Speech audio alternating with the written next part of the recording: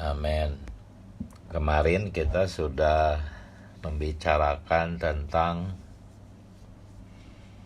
cahaya dari wajah Kristus. Setelah sebelumnya kita membicarakan tentang cahaya Injil.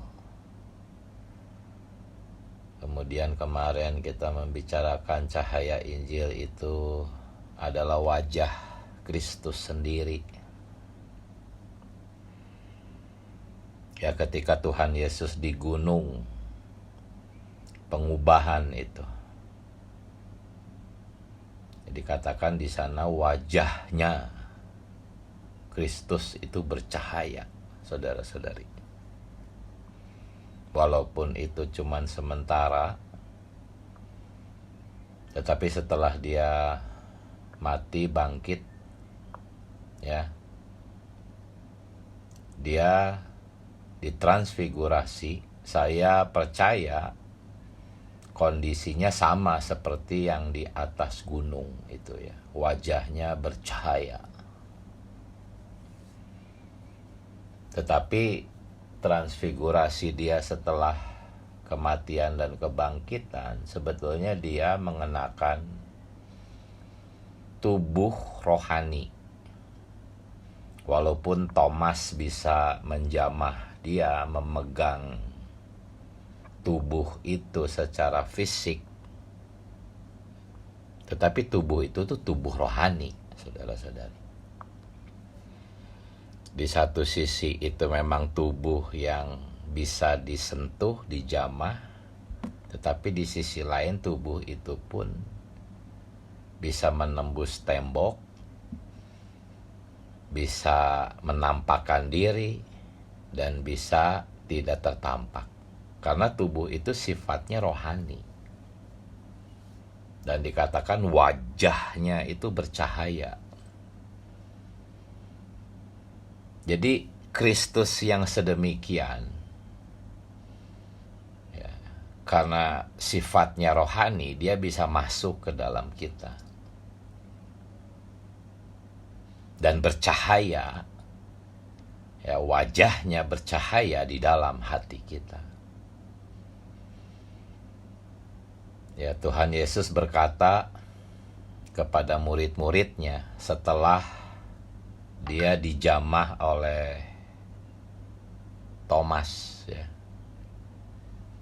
Karena Thomas tidak percaya sebelum dia bisa menjamah tangannya dan tubuhnya. Setelah dia menjamah baru dia percaya. Tuhan berkata, berbahagialah orang yang tidak melihat namun percaya. Ya, kita lebih berbahagia dari Thomas. Ya, bahkan dari murid-muridnya. Karena saat itu walaupun Kristus hidup di dalam hati murid-muridnya, tetapi kita hidup di zaman di mana terang wajahnya itu sudah semakin jelas, ya. Ekonomi Allah sudah dijelaskan sampai puncaknya.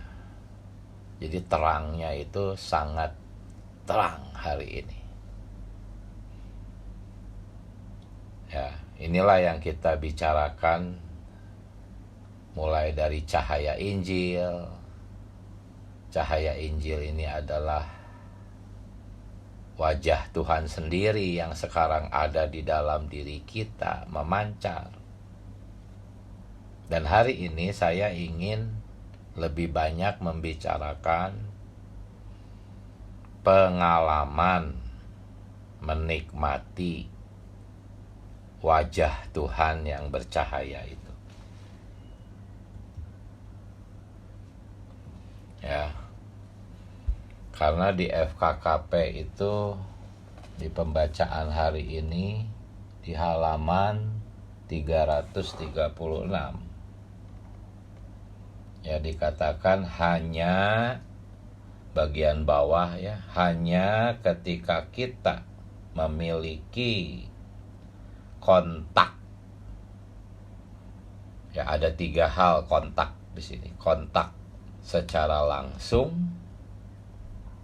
Yang kedua, secara pribadi. Dan yang ketiga, secara intim. Saya ingin membicarakan ketiga pengalaman ini ya, saudara-saudari, supaya cahaya wajah Tuhan tuh jangan hanya sekedar sebuah ungkapan yang misteri, melainkan sesuatu yang bisa kita alami ya. Jadi sebetulnya menikmati cahaya Injil, cahaya wajah Tuhan, di mana? Di dalam hati kita, bukan di luar ya. Cahayanya itu ada di dalam hati kita ya. Itu caranya adalah dengan apa?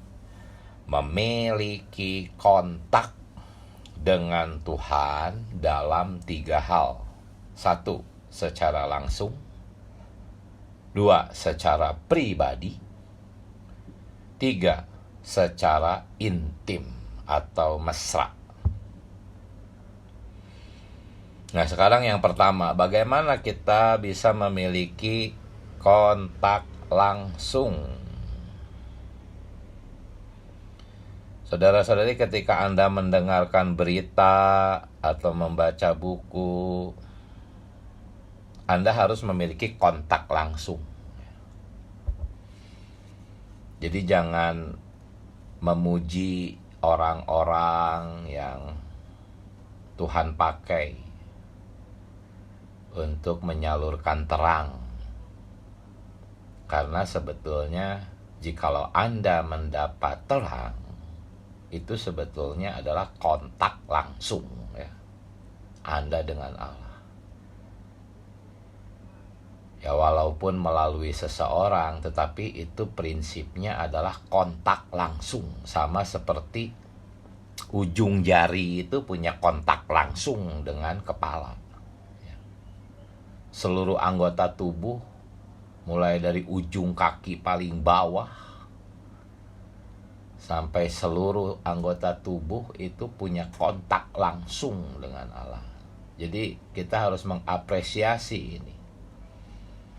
Kita tidak boleh seperti orang-orang Kristen di kekristenan yang memuja-muja pendetanya, tokoh-tokoh rohani. Tidak. Yang paling mustika itu adalah kontak langsung, saudara-saudari.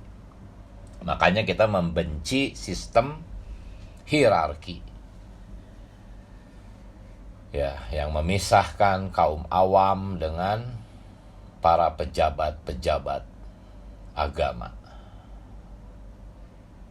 Nah, sekarang bagaimana agar kita bisa memiliki kontak langsung? Caranya ini bukan ada teknis-teknis tertentu, tetapi ini perkara hati ya. Jadi caranya itu dengan memiliki suatu kondisi hati tertentu. Hati itu adalah pikiran, perasaan, dan kehendak. Ditambah hati nurani. Ini semualah hati. Jadi pikiran kita, perasaan, dan kehendak kita harus dipengaruhi oleh hati nurani yang adalah pintu hayat masuk ke dalam seluruh jiwa kita. Jadi bagaimana kita bisa memiliki kontak langsung? Ini adalah perkara hati. Hati kita ya harus punya kesadaran. Ya, bagaimana kita bisa memiliki kontak langsung dengan Tuhan? Hati kita harus memiliki kesadaran apa? Kesadaran bahwa kita perlu Kristus. Kita sering berseru kan, Oh Tuhan Yesus, aku perlu dirimu. Jikalau seruan ini sejati, oh Tuhan Yesus, aku perlu dirimu. Ya, jikalau seruan ini sejati, ini pasti timbul dari satu kesadaran, aku perlu Kristus. Orang-orang yang tidak punya kesadaran ini sulit berkontak langsung dengan Tuhan. Banyak selubung yang akan menghalangi dia untuk berkontak langsung dengan Tuhan. Satu cara untuk dilepaskan dari selubung adalah hati kita disadarkan akan keperluan akan Kristus. Jadi berlatihlah untuk bisa sejati ketika kita berseru, oh Tuhan Yesus, aku perlu dirimu. Latihlah seruan ini. Maksud berlatih di sini itu adalah berlatih menyeru, oh Tuhan Yesus, aku perlu dirimu, secara sejati. Ya. Kalau Anda memang di dalam pikiran dan perasaan Anda ada sesuatu yang lain selain Kristus, Anda belum bisa berkata, Tuhan aku perlu dirimu. Anda masih cenderung berkata, Tuhan aku perlu ini, perlu itu, perlu biaya hidup, perlu jalan keluar, perlu kesembuhan, perlu kesehatan, perlu ini, perlu itu. Sulit bagi Anda untuk mengatakan, oh Tuhan Yesus, aku perlu dirimu. Karena di dalam diri Anda mungkin masih banyak hal-hal selain Kristus yang menjadi selubung itu. Ketika kondisi Anda seperti itu, gak apa-apa, doakan saja. Oh Tuhan Yesus, buat hatiku sadar bahwa aku perlu dirimu. Mungkin kita merasa tertuduh kalau langsung, Tuhan aku perlu dirimu, karena disuruh oleh saudara-saudari.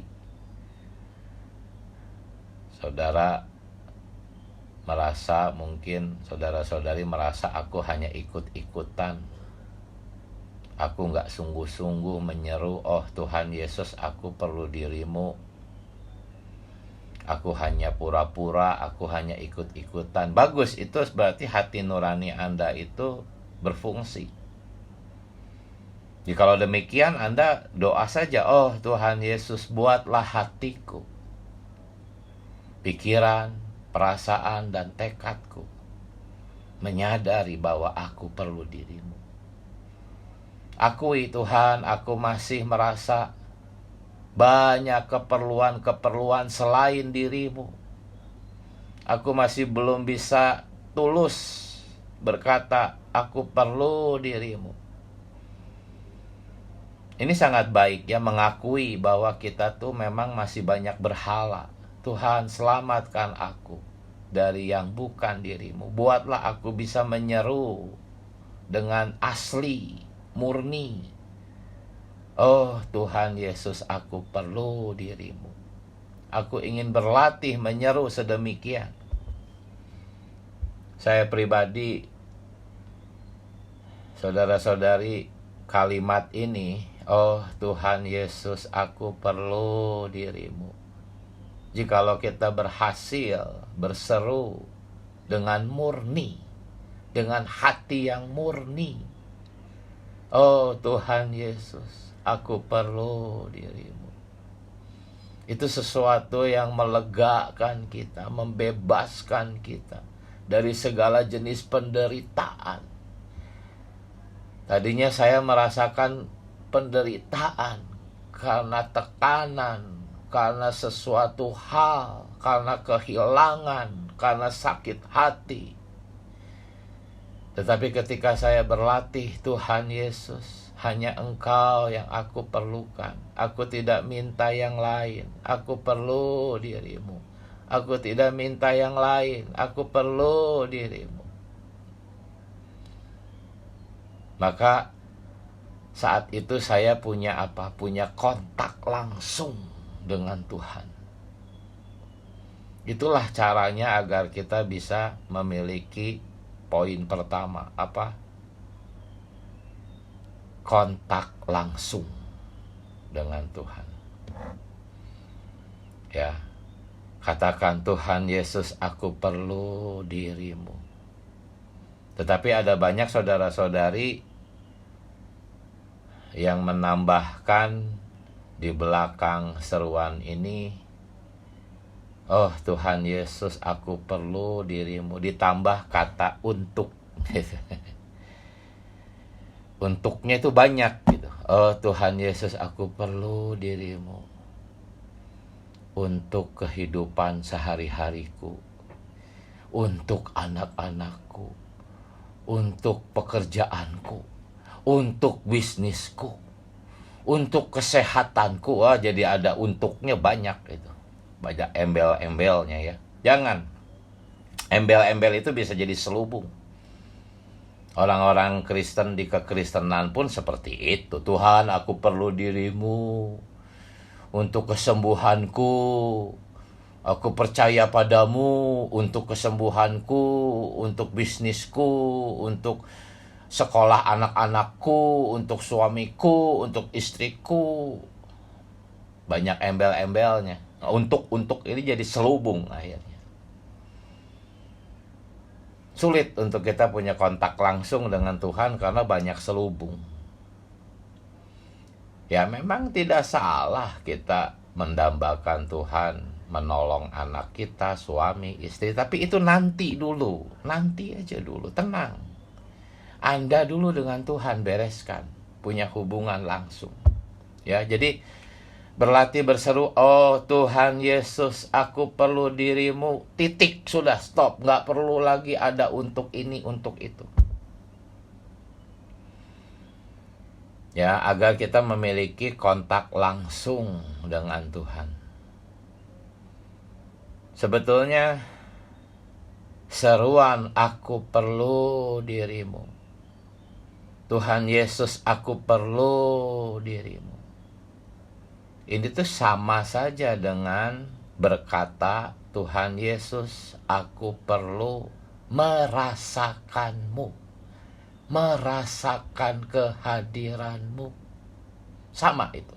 Aku perlu dirimu artinya aku perlu merasakan kehadiranmu. Aku merasa kok gersang, kering. Itu tandanya aku belum merasakan kehadiranmu.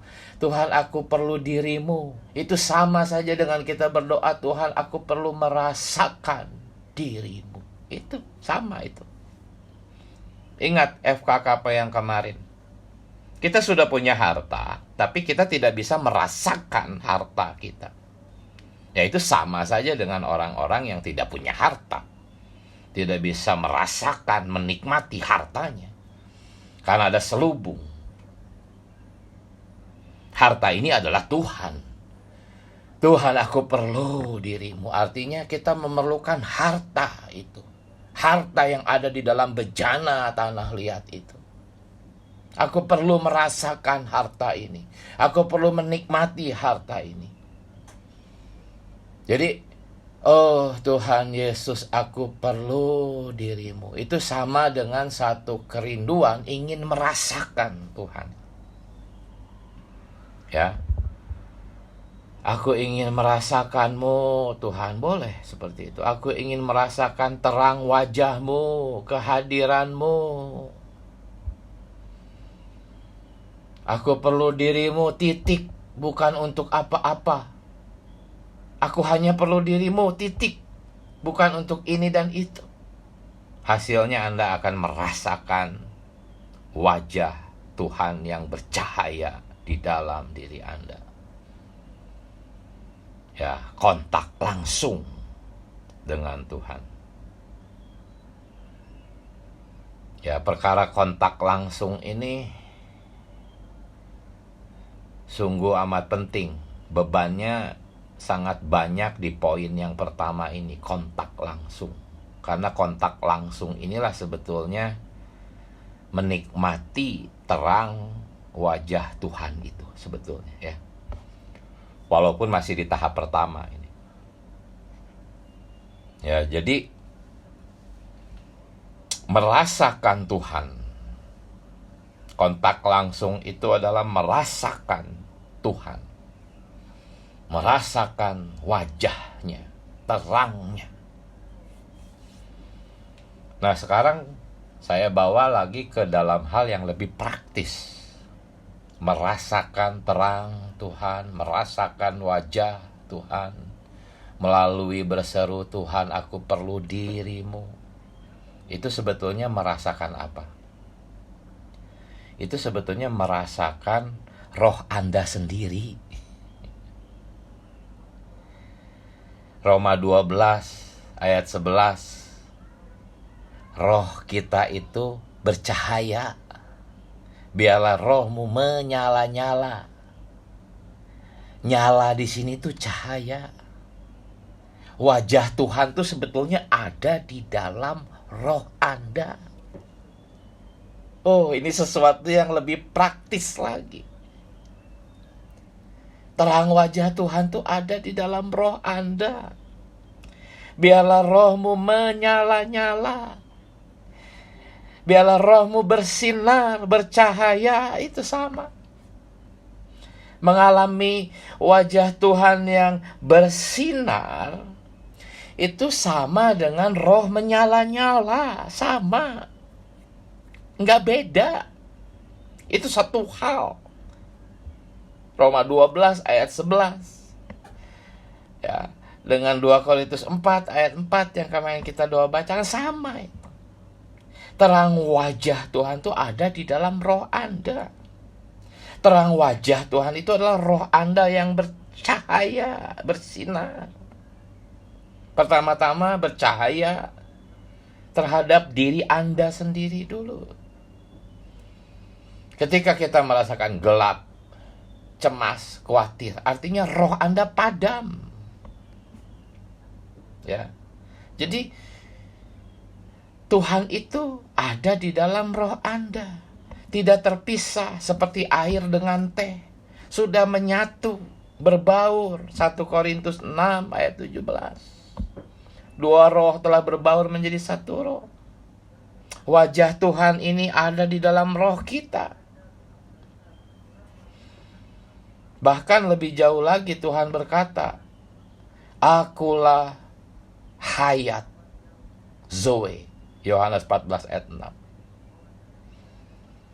Lalu Roma 8 ayat 10 berkata, roh kita adalah Zoe. Jadi roh kita itu dengan Tuhan itu udah sulit dibedakan. Memang roh kita dengan Tuhan itu 2 roh, tapi udah sulit dibedakan karena sudah berbaur menjadi 1. Makanya saudara kita mengatakan sulit untuk menentukan huruf R ya di dalam kata roh kita itu mau ditulis dengan huruf R besar atau R kecil, itu sulit. Kecuali ada ayat-ayat yang jelas-jelas mengatakan itu roh Allah, baru R-nya besar. Tapi kalau hanya roh ya, roh kita itu sulit mau disebut R besar benar, disebut R kecil pun benar, karena duanya itu sudah berbaur. Jadi inilah pengalaman terang wajah Tuhan melalui apa? Poin pertama, berkontak secara langsung. Jadi yang tadi saya sampaikan, saya uraikan sampai detik ini itu adalah tentang apa? Tentang berkontak secara langsung. Ketika roh Anda menyala, Anda merasakan roh Anda mulai menyala, itulah kontak langsung. Itulah pengalaman menyalanya wajah Tuhan bagi kita. Nah, kemudian setelah itu, kita bisa masuk ke poin yang kedua, yaitu apa? Berkontak secara pribadi, ya. Kalau Anda tidak berkontak secara langsung, Anda tidak punya hubungan pribadi dengan Tuhan. Jadi kalau Anda mengapresiasi satu saudara yang membawakan berita, hati-hati, bisa-bisa Anda tidak berkontak langsung dengan Tuhan. Sebab orang-orang yang berkontak langsung dengan Tuhan tuh udah lupa siapa itu yang bicara, siapa yang menulis buku itu, udah lupa. Yang ada tuh kontak langsung dengan Tuhan. Nah, setelah itu baru kita bisa punya kontak secara pribadi. Nah, sekarang pengalaman kontak secara pribadi itu seperti apa? Ya, saya membagikan pasti menurut pengalaman subjektif saya. Tetapi saya percaya ini juga banyak dialami saudara-saudari semua, karena kita memiliki satu roh yang sama. Jadi berkontak secara pribadi itu biasanya yang saya alami, itu tuh ada muncul perasaan-perasaan hati nurani yang menuduh, mempersalahkan, perasaan berdosa, walaupun tidak selalu harus ini dari roh, bisa jadi juga hati nurani yang jahat. Tetapi abaikan dulu lah soal perbedaan jenis-jenis hati nurani. Yang penting kita bereskan secara pribadi. Ya, ada perasaan berdosa, diingatkan kepada satu dua hal, kita akui. Inilah hubungan pribadi. Ya, hanya kita dengan Tuhan. Kalau di depan orang kan malu kita mengaku dosa. Tetapi di depan Tuhan kan kita nggak malu. Secara pribadi dengan Tuhan, hal-hal yang sifatnya sangat pribadi, utarakan. Pertama-tama biasanya yaitu perasaan berdosa. Setelah kita mengutarakannya, kita minta darah adi Tuhan membasuh. Ya, seharusnya kita sudah tenang. Kalau masih ada rongrongan yang terus-terus menuduh, nah itu bisa-bisa hati nurani yang jahat, yang berasal dari si iblis. Tetapi semuanya proses ini latihan, ya. Sampai akhirnya kita bisa paham betul, ya, bahwa dosa-dosa kita sudah dibasuh dan kita punya ketenangan. Tapi bukan hanya perasaan-perasaan dosa. Kalau dosa kan kasar, ya. Ada juga mungkin terang yang dari wajah Tuhan itu menyoroti bukan hanya dosa-dosa yang kasar, tapi juga mungkin ketidaktepatan, ya. Kita sering tidak tepat. Atau apalagi kemalasan, kecerobohan, ya, tindakan kita yang terburu-buru, keputusan-keputusan yang kita ambil tanpa bertanya. Ya, banyak hal itu terang wajah Tuhan melalui kontak langsung dengan Tuhan. Roh kita menyala. Nah, kita masuk ke poin yang kedua, berkontak secara pribadi seperti tadi. Ya, kita mengakui semuanya. Kita secara pribadi, kita katakan, Tuhan, aku ini terbuka di hadapan-Mu, tidak bisa menutup-nutupi apapun, karena Engkau tahu, Engkau adalah mengawasi aku 24 jam. Tidak ada yang tersembunyi di mata-Mu, Tuhan. Engkau tuh terus memperhatikan aku. Engkau tahu, baru saja Tuhan, aku berkata-kata tidak tepat. Kau tahu kemalasanku. Aku tuh orangnya malas, Tuhan, gini. Malas ini, malas itu. Akui. Aku sering ceroboh, Tuhan. Baru saja kemarin aku beli sesuatu tanpa bertanya kepadamu. Oh Tuhan, ampuni. Aku membeli sesuatu yang tidak tepat. Ampuni Tuhan, ada banyak baju-bajuku yang kurang tepat. Ada banyak benda-benda yang seharusnya nggak perlu aku beli. Ampuni Tuhan. Nah, ini hal-hal pribadi. Ini poin yang kedua. Dari pengalaman terang wajah Tuhan. Harta di dalam bejana. Tidak ada yang tersembunyi. Anda akan sadar kalau Anda memasuki kontak secara pribadi, Anda akan menyadari di hadapan Tuhan tidak ada yang bisa Anda sembunyikan. Akui. Ada banyak saudara-saudari ya yang tidak pernah mau mengakui satu dosa-dosa tertentu di hadapan Tuhan.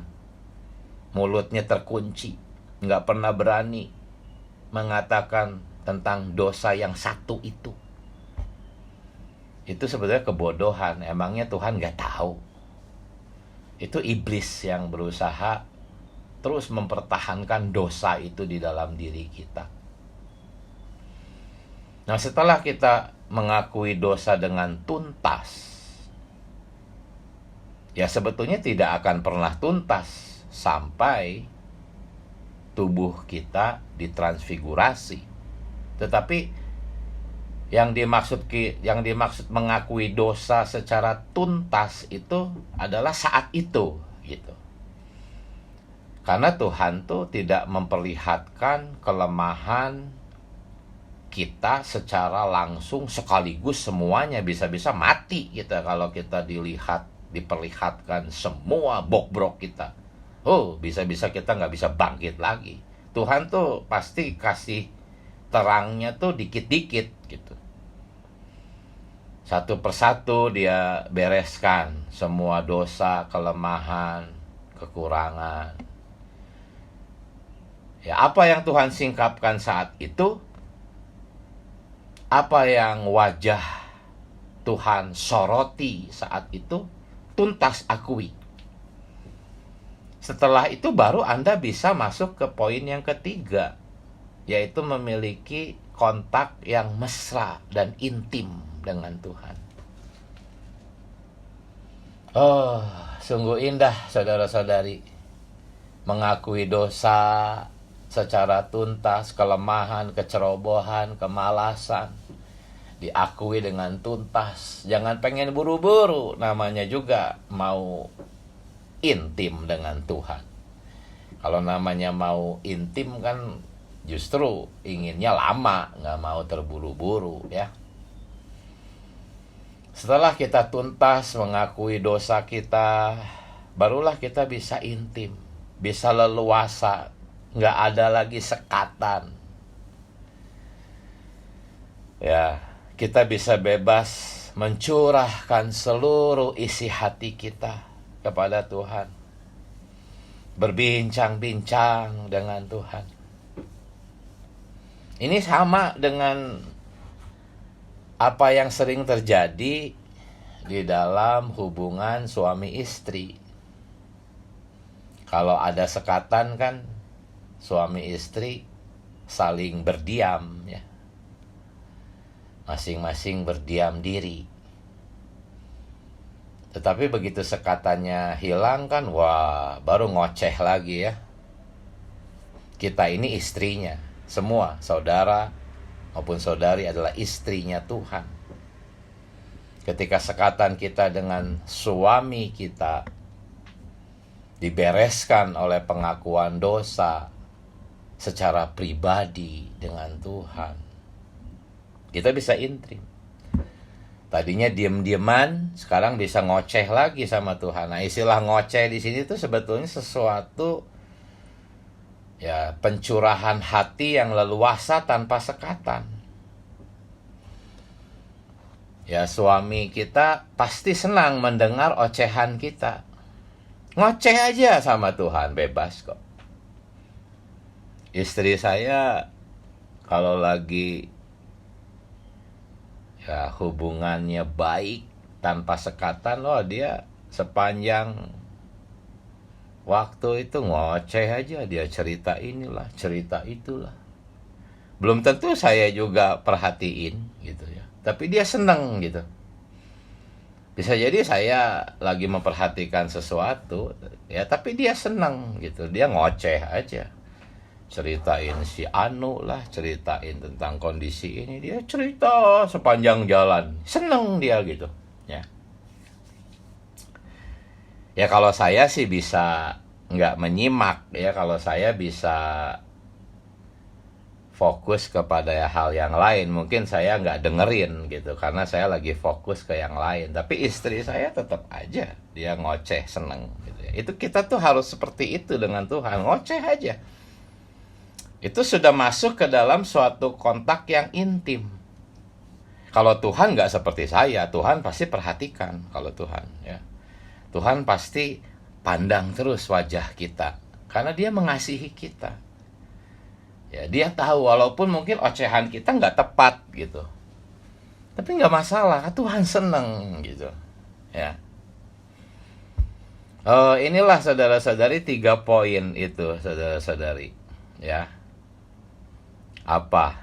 Berkontak secara langsung, berkontak secara pribadi, sampai kita berkontak dengan intim dan mesra. Ya, kita udah, kalau kita sudah sampai kontak intim mesra, udah tidak ada lagi formalitas, tidak ada lagi. Walaupun Anda datang SPR, sidang pemecahan roti, banyak orang, Anda sudah tidak lagi bersikap formalitas. Anda bisa meleluasakan roh Anda. Memang ketika kita mengaku dosa, kita mengakuinya secara pribadi, orang tidak tahu. Tetapi ketika kita sedang intim dengan Tuhan, orang bisa tahu gitu ya. Sudah tidak ada lagi formalitas. Tetapi bukan berarti tidak tertib. Bukan. Itu kerasukan namanya kalau tidak tertib. Kita bukan kerasukan, kita itu intim dengan Tuhan. Orang bisa merasakan kok. Ya. Oh Tuhan Yesus, saya masih harus melanjutkan ini saudara-saudari. Apa yang tadi saya sampaikan, berkontak secara langsung, secara pribadi, dan secara intim, sebetulnya itulah yang dimaksud oleh kata rajin di dalam Roma 12 ayat 11a. Janganlah hendaknya kerajinanmu kendor. Itulah rajin, itu seperti yang tadi sudah disampaikan. Rajin berkontak secara langsung, rajin berkontak secara pribadi dengan Tuhan dan intim. Itulah yang dimaksud, janganlah hendaknya kerajinanmu kendor. Hasilnya nanti di ayat 11b-nya. Rohmu akan menyala-nyala. Itu hasilnya. Ketika kita berkontak dengan langsung, Tuhan aku perlu dirimu, titik. Aku hanya perlu dirimu, titik. Kita mulai merasakan roh kita menyala. Lalu kita mengaku dosa. Kita mengakui semua kelemahan. Mulai nyalanya makin besar. Kita masuk ke dalam persekutuan yang intim. Wah, sudah, itu udah membakar diri kita. Hasilnya apa? Ayat 11c. Kita akan melayani Tuhan, ya. Itulah Roma 12 ayat 11. Janganlah hendaknya kerajinanmu kendor. Rohmu menyala-nyala. Biarlah rohmu menyala-nyala. Dan layanilah Tuhan. Apa maksudnya melayani Tuhan? Ya, melayani Tuhan di dalam ayat ini berarti seperti yang dikatakan di dalam FKKP kita yang di halaman 337. Ya. kita akan memberitakan Injil. Itu melayani Tuhan, memberitakan Injil dengan cara yang menerangi. Wah, ini kalimatnya sangat baik. Bukan sekedar memberitakan Injil. Tidak cukup kalau hanya sekedar memberitakan Injil. Harus memberitakan Injil dengan cara yang menerangi. Kalau Anda memberitakan Injil dengan cara yang menerangi, terang wajah Tuhan akan bercahaya di dalam hati para pendengar. Dan terang itulah yang akan mendorong orang itu. Bukan kita yang mendorong-dorong orang, bukan. Terang itu wajah Tuhan sendiri yang bercahaya di dalam hati orang. Karena kita memberitakan Injil dengan cara yang menerangi. Cara yang menerangi ini apa? Roh menyala, itu caranya. Rohmu menyala, apapun yang Anda katakan adalah Injil yang menerangi. Dan terang di dalam hati orang itu yang mendorong orang itu. Ketika dia mengajak dia menyeru nama Tuhan, bukan kita yang mendorong. Saya pernah mendorong-dorong orang menyeru nama Tuhan, hasilnya orang itu malah kabur, takut. Dia takut. Karena caranya alamiah. Oh Tuhan Yesus, betapa perlunya roh kita menyala-nyala, saudara-saudari. Ketika roh kita menyala, terang wajah Tuhan akan menyala di dalam hati orang itu. Dan itulah yang mendorong mereka. Ketika kita mengajak menyeru, dia akan menyeru nama Tuhan. Hasilnya apa? Ketika dia menyeru nama Tuhan, pengalaman kita diduplikasikan ke dalam orang itu. Orang itu akan mulai punya kontak langsung dengan Tuhan. Kita bimbing terus sampai dia maju, punya kontrak secara pribadi, kontak dengan intim. Hasilnya apa? Ekonomi Allah terlaksana. Bejana tanah liat kita penuh dan mengalir kepada bejana-bejana tanah liat yang lain. Semakin banyak orang-orang yang sedemikian, ekonomi Allah semakin terlaksana, Tuhan semakin segera dipercepat datang. Haleluya. Itulah saudara-saudari kenikmatan saya di hari keempat. Silahkan sekarang semua berlomba-lomba berbagi nikmat ya. Silahkan, jangan sampai buang-buang waktu. Amin. Tuhan Yesus. Silahkan. Amin. Amin.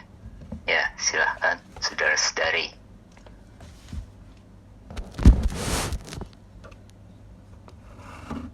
Amin.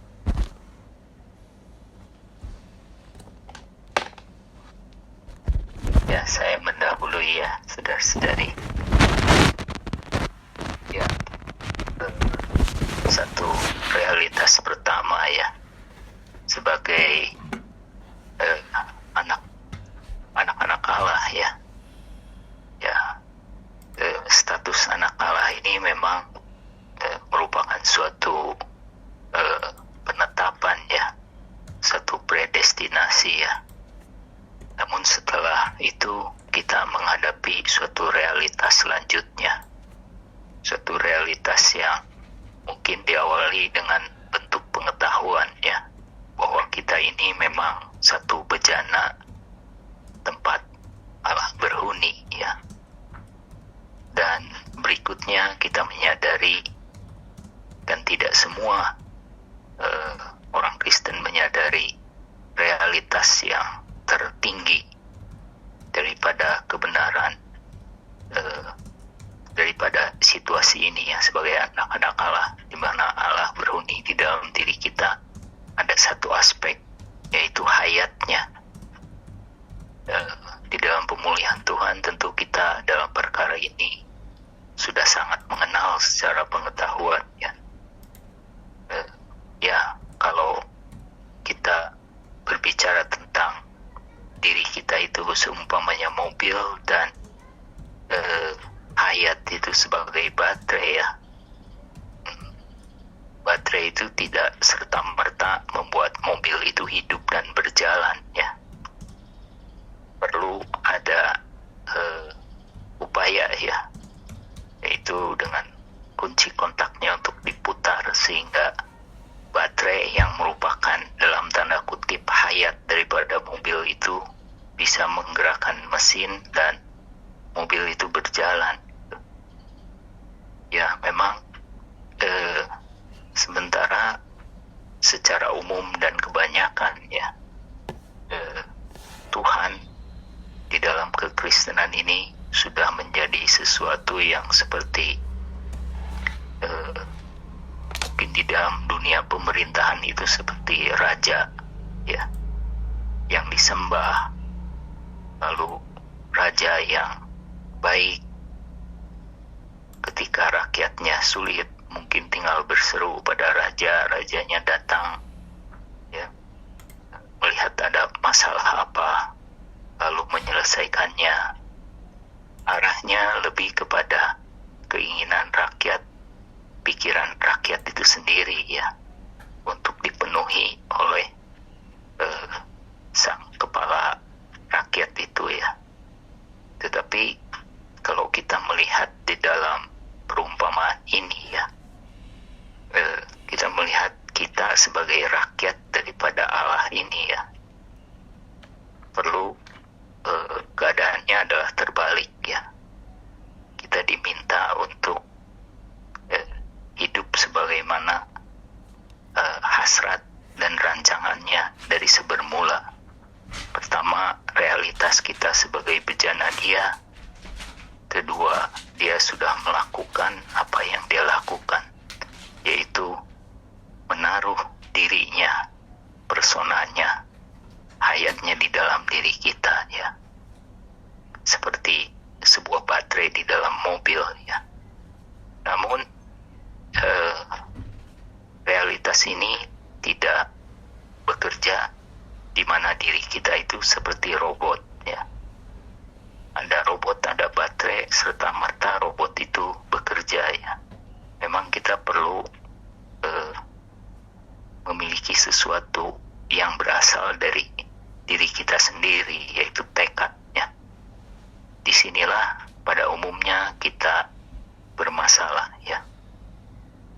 Tekad kita seringkali memang ada dua arah ya. Satu adalah arahnya untuk memenuhi segala sesuatu yang merupakan keinginan emosi kita dan pikiran kita dan hayat jiwa kita sendiri. Tetapi kalau kita melihat firman Tuhan, sesungguhnya apa yang Tuhan inginkan adalah kita boleh memberi jalan kepada hayat itu untuk menggarap diri kita, sehingga diri kita mengekspresikan dalam tanda kutip sepak terjang daripada hayat itu sendiri. Dan satu-satunya cara untuk melakukan ini memang tidak bisa dengan mudah dan serta-merta ya, karena kejatuhan juga ya, sehingga manusia itu dibuat lebih sulit lagi. Selain memang manusia pada hakikatnya diberi kehendak bebas untuk memilih, lalu diperburuk dengan kejatuhan Adam, sehingga manusia lebih menyukai hal yang ditawarkan dari aspek kejatuhan itu sendiri ya, pohon pengetahuan baik dan jahat ya. Di dalam kehidupan kita sehari-hari, kita lebih berada dan sering memakan pohon pengetahuan baik dan jahat daripada memakan pohon kehidupan ya, yaitu Kristus itu sendiri ya. Namun puji Tuhan, kita di dalam pemulihan Tuhan boleh mendapat terang yang dimulai dengan bagaimana kita makan Kristus ya, sehingga kita bisa menjadi apa yang kita makan ya. Semakin kita makan Kristus, semakin kita akan diserupakan pada Kristus dan akan semakin kaya dengan hayat dan sifat Kristus, sehingga hayat ini semakin kaya terekspresi. Ya, kebanyakan dari kita memang dalam perkara ini timbul tenggelam ya. Namun ya, satu-satunya memang yang kita perlu berlatih dari sejak kita bangun adalah melatih roh kita ya. Ketika kita memang sampai pada titik itu, apa yang tadi Saudara Diki sampaikan juga, roh kita menyala-nyala itu dengan sendirinya ya, karena sifat daripada roh itu memang sebenarnya menyala-nyala ya. Namun kita sering memadamkannya dengan tidak memberi jalan roh yang menyala-nyala itu untuk terekspresi ya.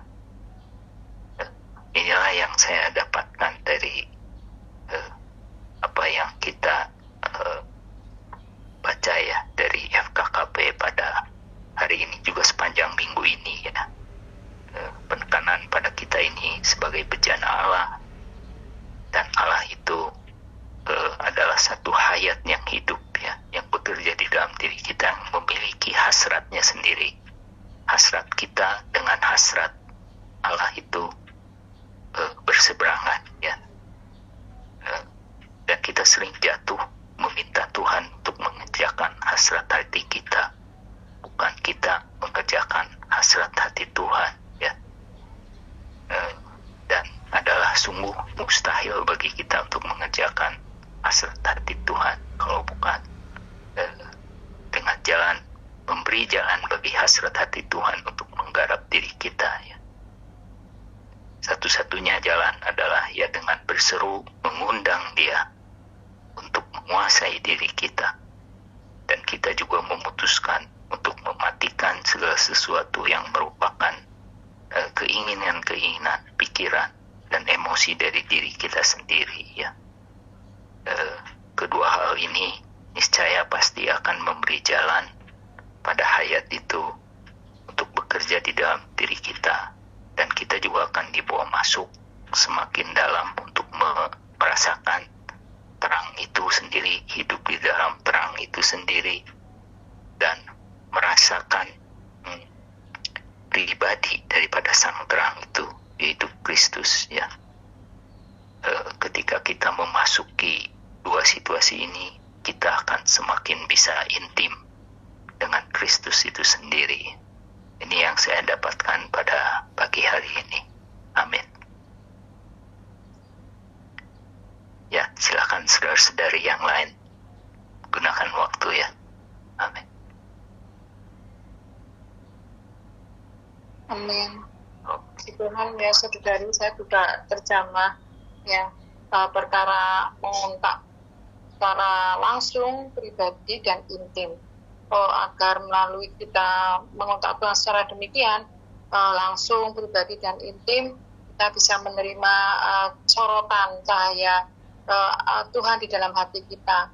Oh Tuhan Yesus ya, saya juga ketika membaca firman Tuhan itu dengan roh yang terbuka, tentu kita akan langsung menjamah Tuhan secara langsung, walaupun itu tulisan diilhamkan oleh orang-orang ya, rasul-rasul atau nabi-nabi ya, seperti ketika saya membaca Mazmur ya, sejauh timur dari barat engkau membuang dosaku, seperti itu ya pembacaan ayat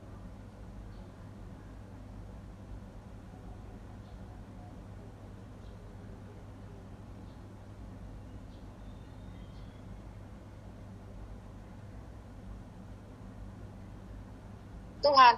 Dan secara pribadi berbicara kepada saya, bukan pemazmur itu ya, siapa itu Daud atau Asaf atau siapa, tetapi saya merasa bahwa itulah pembicaraan Tuhan yang secara langsung kepada saya.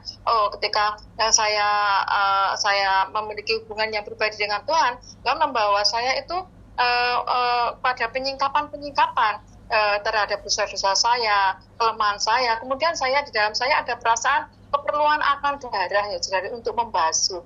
Oh Tuhan Yesus ya, ketika ada pembasuhan darah sebenarnya, kemudian saya memiliki hubungan yang intim. Ini seperti langkah-langkah ya, ketaatan secara langsung, pribadi, dan intim ini seperti langkah-langkah supaya kita itu terhadap Tuhan itu memiliki komunikasi yang lancar ya, tanpa sekatan, tanpa selubung. Dengan demikian saudari ya, kita benar-benar bisa menikmati hadirat Tuhan, penyinarannya di dalam kita. Oh Tuhan, saya percaya ketika kita terus ada dalam kondisi yang demikian ya saudari ya, mengontak Tuhan secara langsung, pribadi, dan intim, maka di dalam kita akan ada damai sejahtera dan sukacita. Segala keadaan kita ini Tuhan yang memimpin di dalam kita, Tuhan yang menguatkan kita, Tuhan yang meneguhkan kita.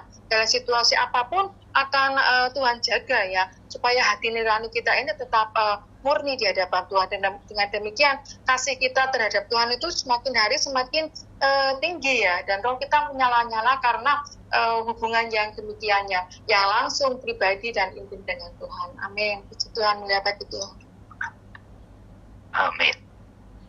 Ya, walaupun ini waktu sudah sedikit lewat, tapi saya menganjurkan ada satu orang lagi ya yang boleh berbagi nikmat.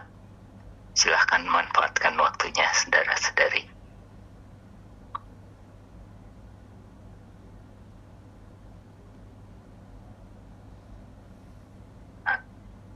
Tuhan Yesus. Ya, satu orang lagi. Usahakan ada seseorang yang boleh berbagi nikmat juga ya.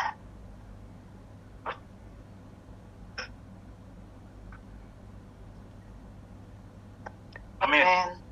Oh, ya, amin. Silakan, Saudara Agus. Oh ya. Amin. Melalui berita pagi hari ini, kita diingatkan, saudara-saudari,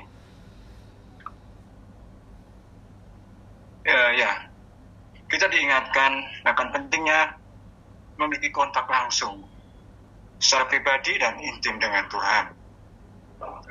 Kita dan transfigurasi Yesus menyeratkan bahwa meskipun kita tidak melihat secara langsung, secara fisik, kita masih dapat mengalami kehadiran dan cahayanya di dalam setiap hati kita.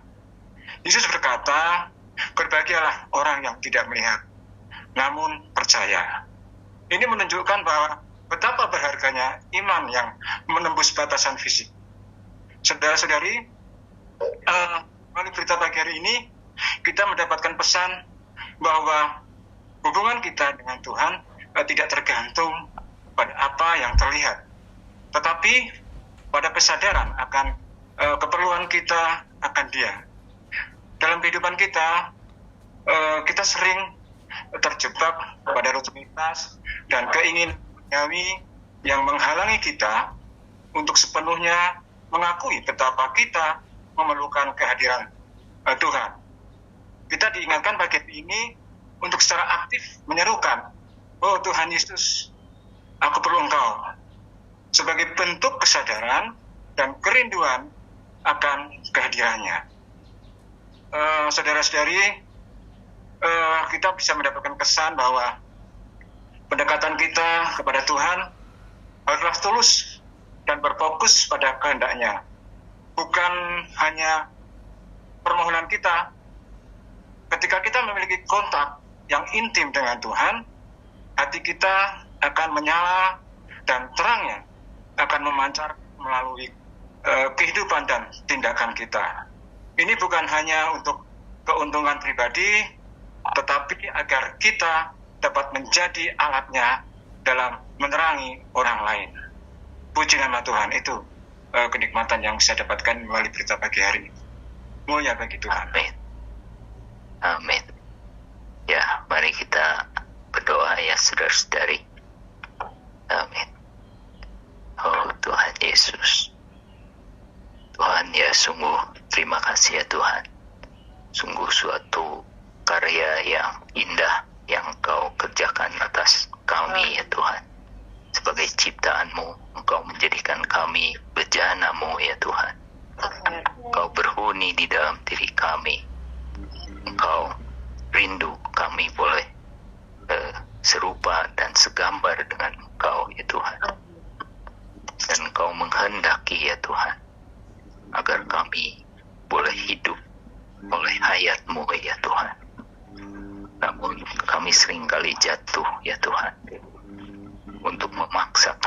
kehendak kami pada Engkau ya Tuhan. Biarlah Tuhan kami boleh diingatkan pada pagi hari ini apa yang menjadi hasrat-Mu ya Tuhan.